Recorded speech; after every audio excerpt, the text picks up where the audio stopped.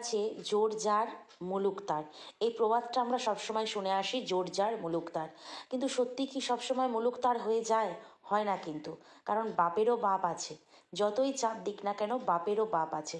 তো মানে ভাবতেও অবাক লাগে যে ছেলেকে কাছে পেয়ে আদর না করা, তুলে মানে নিজের কাছে বুকে টেনে না নেওয়া, এইসব বারবার সুযোগ পাওয়ার পরেও সে কিন্তু তখন ছেলেকে কাছে টানেনি বা কাছে আনেনি।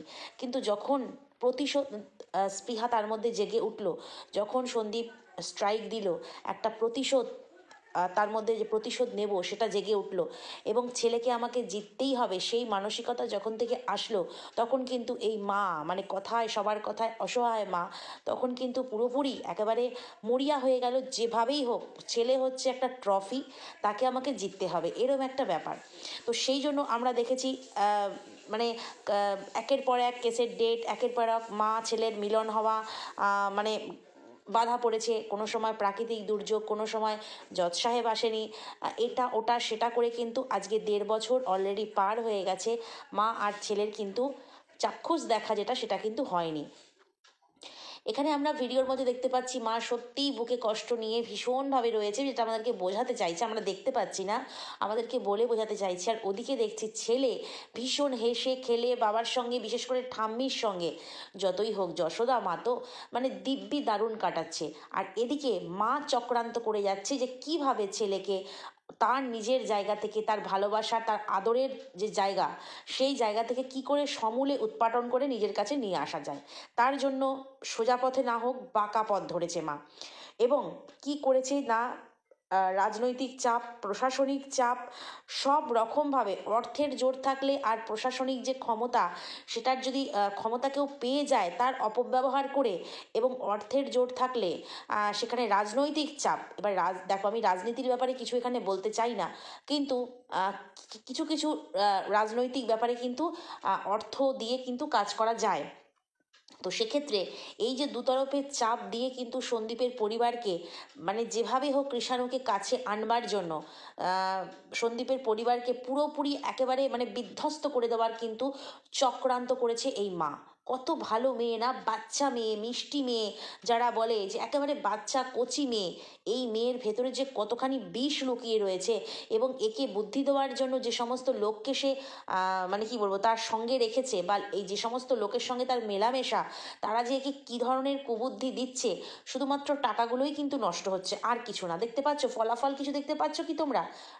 মানে মাসখানেক আগেও দেখতাম যে কমেন্ট বক্স ভরে যেত মায়ের, কবে ছেলের সঙ্গে দেখা হবে, কবে হবে, এই আর কটা দিন, মানে এমন ভাব করতো মা যেন ছেলে এই এসে পড়ছে, এই এসে পড়ছে। তো ছেলে হচ্ছে তোমার মানে একদম ব্যাগ ট্যাগ গোছানো রাস্তায় আছে, এই মাত্র আমাদেরকে দেখাবে, হয়তো পরের দিন সকাল 11টায় ভিডিও আসলেই আমরা দেখতে পাবো মায়ের কোলে ছেলে।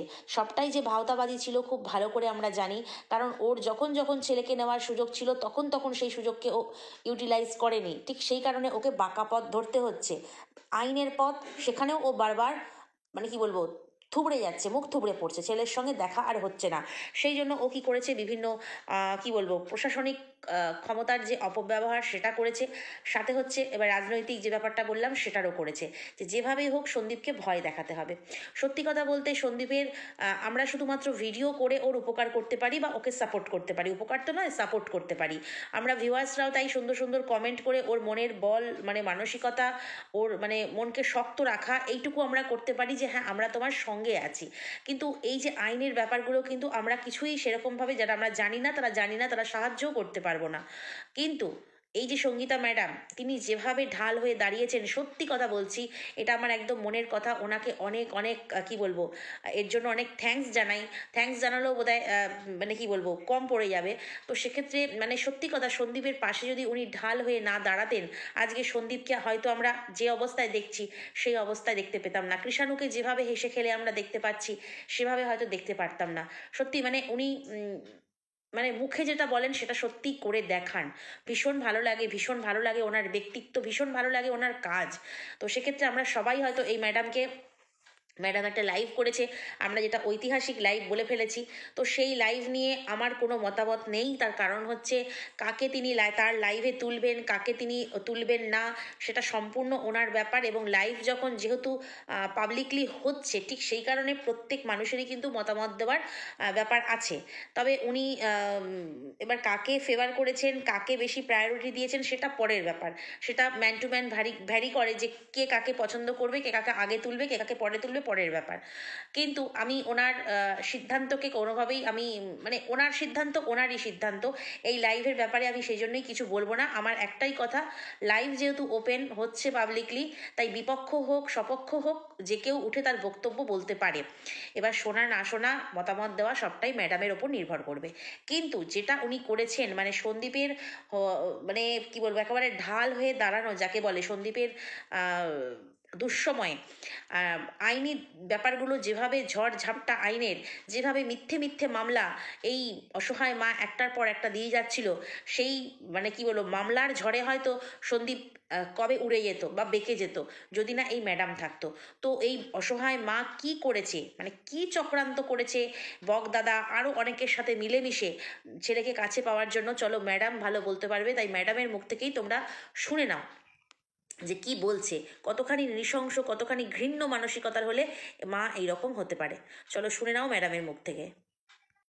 সেই ডেটটার জন্য অনেকে প্রচন্ড বল্লে বল্লে করছে, সাব্বা সাব্বা বল্লে বল্লে, আর অনেকের দিকে অনেক দুঃখ ধেয়ে আসছে, অনেকের দিকে অনেকে দুঃখে অনেকটা মূর্ছা গেছে।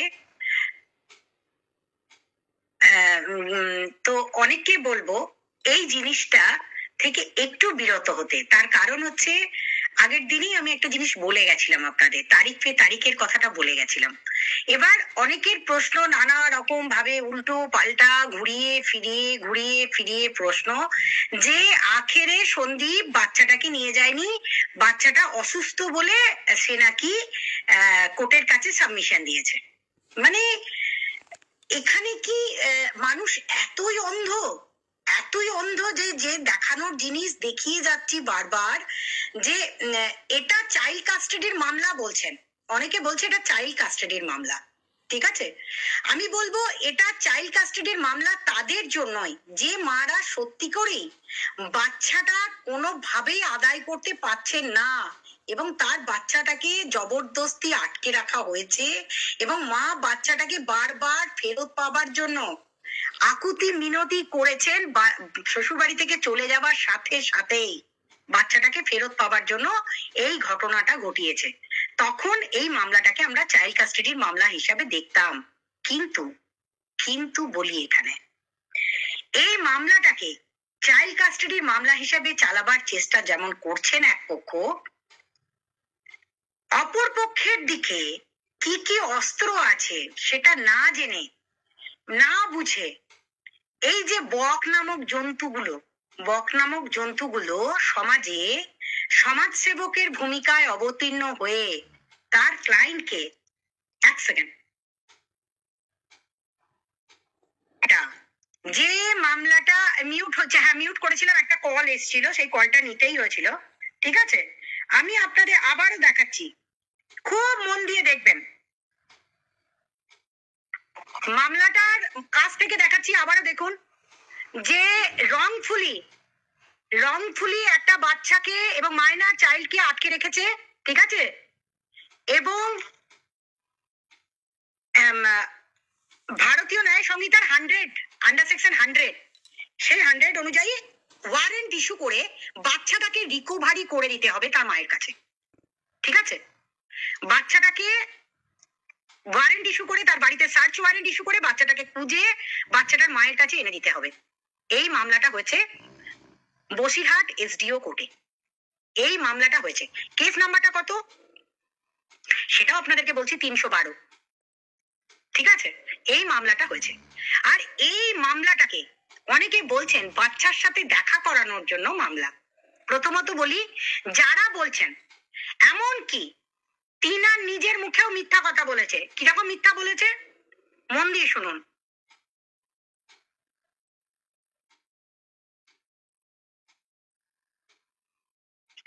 কোর্টের ভিতরে তোমাদেরকে বলিনি যে কোর্টে কি হলো না হলো। আজ 28 তারিখ, 28 নভেম্বর। তো একটা ডেট ছিল হিয়ারিং এর, যে ছেলের সাথে আমার দেখা করার। ঠিক আছে। আর এই যে যেটা কাছের কেস, যেটা তো প্রথমত হচ্ছে এটা বলে রাখি, প্রথমত বললো কি ছেলের সাথে আমার দেখা করার মামলা, ছেলের সাথে আমার দেখা করার মামলা। তার মানে লয়াররা কিরকম মিসগাইড করছে সেটা মন দিয়ে শুনুন। প্রথমত সবইতেই মিথ্যা ভরা এদের, এদের টোটালটাই মিথ্যাতে ভরপুর। প্রথম মিথ্যা আপনাদেরকে বলছে, আপনারা শুনুন, নিজের কানে শুনুন, নিজের ভিডিওতে বলছে। আবারও বলছি, কোর্টের ভিতরে আর তোমাদেরকে বলিনি যে কোর্টে কি হলো না হলো। আজ 28 তারিখ, 28 নভেম্বর। তো একটা ডেট ছিল হিয়ারিং এর, যে হিয়ারিং এর ডেট ছিল, ছেলের সাথে আমার দেখা করার, ছেলের সাথে ওর দেখা করার আজকে ডেট ছিল। এটাই হচ্ছে মিথ্যা, এটাই মিথ্যা। যে মিথ্যাটা দিয়ে আপনাদের চোখের পর্দা আজকে সরাবো, যে কতটা প্রশাসনিক ক্ষমতার অপব্যবহার চলছে এখানে, সেটাই আপনাদেরকে দেখাবো এবং শোনাবো এবং বলবো, যেটা শুনলে আপনাদের গাও শিহরিত হয়ে উঠবে। যে এই যে মেয়েটি বলছে বাচ্চাটার সাথে আমার দেখা করার, এবং তার আগের দিনে ভিডিও নামিয়ে দিল। আজ আমি খুব টেনশনে আছি, কিন্তু আনন্দেও হচ্ছে, ছেলের সাথে আমার দেখা হবার। ইয়েস, এই জায়গাটাতেই আমার প্রশ্ন, যে একজন বাবা, যে পুলিশের ডি গ্রুপের স্টাফ হোক আর যাই হোক, তার মেয়ে ওভার কনফিডেন্ট যে আমার ছেলের সাথে আমার আজকে দেখা হবে। কেন বলুন তো? আচ্ছা, আপনাদের মনে প্রশ্ন জাগছে না, 13/3 এই 13/2/2025 মামলাটা ডেট পড়েছিল, সেই মামলাটা কি করে আবার 28/11 চলে এলো, অর্থাৎ 3 মাস লাফিয়ে আবার এগিয়ে চলে এলো মামলাটার ডেট। ঠিক, মর্কট সঠিক প্রশ্ন করছে, কারণ মর্কটের কাছে যে ইনফরমেশনটা দিচ্ছে, সে আমার কাছ থেকে উত্তর নেবার জন্যই দিচ্ছে। একদম আপনারা কিন্তু বাইপাস হয়ে যাবেন না, আপনারা বাইপাস হবেন না। তার কারণ এই যে 24/10 যে ডেটটা আপনারা দেখেছিলেন, 24/10 যে ডেটটা দেখেছিলেন, 24/10 ডেটটার পরই 28/11, মানে ঠিক 1 মাসের মাথায় আবার ডেট পড়ে গেল এসডিও কোর্টে। আপনি এসডিও কোর্টে যাবেন, এসডিওর হাতে ফুল পাওয়ার দেওয়া আছে, কোথায় 144 লাগাতে হবে, কোথায় ওয়ারেন্ট ইস্যু করতে হবে, কোথায় সার্চ ওয়ারেন্ট ইস্যু করতে হবে, একদম ভরপুর পাওয়ার দেয়া আছে এসডিওদের।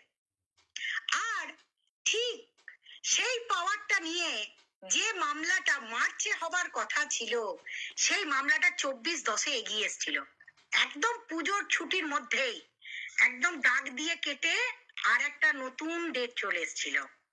আপনাদের আমি দেখিয়ে গেছিলাম, আপনারা ভুলে গেছেন, অনেকটা মনে রাখতে পারেন না, তো আপনাদের স্মৃতি একটু অস্পষ্ট হয়ে যায়, যার জন্য আমাকে বারবার আসতে হয় আর এসে বলতে হয়। ঠিক তেমনি যে মামলাটা 13/2/2024 ডেট পড়েছিল, সেই মামলার ডেটটাও আচানক ভুতুরে কারণে 28/11 চলে এসেছে। সেই ভুতুরে কারণ, এসডিও কোর্টের ভুতুরে কারণের জন্যই মামলাটার 28/11 ডেট চলেছে, ঠিক 1 মাসের মাথায়। আপনি আপনার মাকে পেটাবেন, আপনার মা যে সিনিয়র সিটিজেনশিপ অ্যাক্ট যেগুলো আছে সেগুলোর ওপর এসডিওর চরম ক্ষমতা আছে, ঠিক আছে, অনেক কিছুর এসডিওর পাওয়ার দেওয়া আছে, প্রচুর পাওয়ার দেওয়া আছে এসডিও কোর্টে। তো সেই এসডিও কোর্টে ডেট এগোনোটাও, ডেটের একদম গায়ে গায়ে ডেট নেওয়াটাও আপনাদেরকে বলবো নজর রাখুন। এখান থেকেই আপনাদেরকে বোঝাবো ক্ষমতার অপব্যবহারকারীরা কিভাবে ক্ষমতার অপব্যবহার করে বাচ্চাটাকে নিয়ে যাবার চক্রান্ত করছে। কি চক্রান্ত? এটা চক্রান্তই বলবো।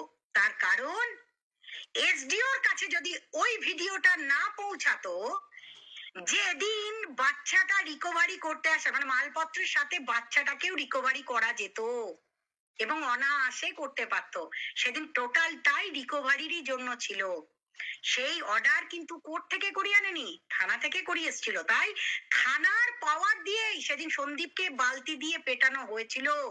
এবং সেই দিনই চেষ্টা করলে বাচ্চাটাকে যে রিকভারি করা যেত, পুলিশ যখন বারবার বাচ্চাটার কথা বলছে, সেই ভিডিওটা যদি আমাদের কাছে না থাকতো, তাহলে আমাদের প্রমাণ করার জায়গা থাকতো না that this is a totally false and fabricated cases done by dash Mitra. তার জন্যই আমাদের হাইকোর্টে যাওয়া হয়েছে এবং হাইকোর্টের লিস্টে চেক করে দেখুন মামলাটা রান করছে এবং সমস্ত জিনিস এসডিওর কাছেও পৌঁছানো হয়েছে যে আমরা হাইকোর্টে গেছি, এই মামলাটা টোটালটাই একটা মিথ্যা, ফলস এবং ফেব্রিকেটেড কেস, যেটা সন্দীপের ওয়াইফ এই কোর্টের সহায়তা নিয়ে আপনার ক্ষমতার মিসইউজ করছে। আর আপনি এই কেসের অর্ডার দেওয়ার আগে 5 বার ভাববেন, কারণ আমরা এটা হাইকোর্ট গেছি। ঠিক আছে? তো কেসের ডেট কিভাবে বক এগিয়ে নিয়ে এসছে, জিও বক এই করেই খাওয়া হয় না? হ্যাঁ, সব জালিয়াতি পথে, সব জালিয়াতি, সব জালিয়াতি। এই হাতে আজকে আংটি পরিনি, আর দরকার নেই আংটি ফাংটি, ও চলুক গয়া ভার মে আংটি। আজ আজ हमको বুঝলি বক, কম কম কম। রাজনৈতিক ক্ষমতা সাথে প্রশাসনিক ক্ষমতা দুটো অ্যাড করে সন্দীপের ওপর যে চাপ তুমি তৈরি করেছো, সে চাপের 1 ইঞ্চিও এফেক্ট সন্দীপের পরিবারের ওপর হবে না।